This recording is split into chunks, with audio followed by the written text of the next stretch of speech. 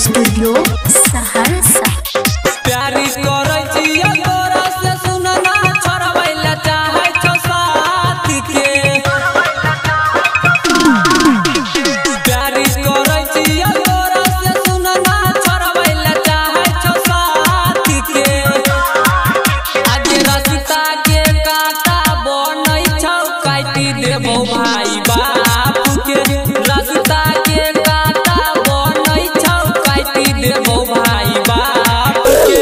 प्यारी करै छियै तोरा से सुनना छोड़बै चाहे छौ साथ के।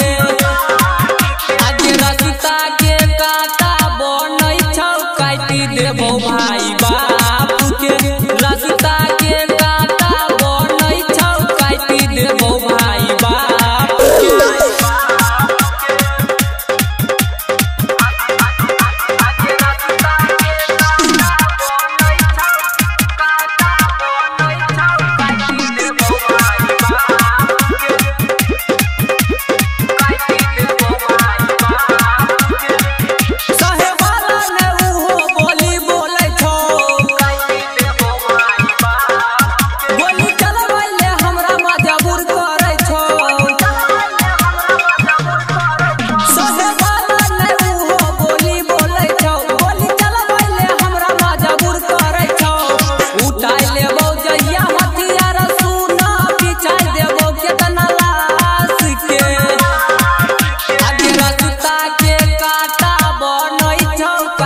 देबो भाई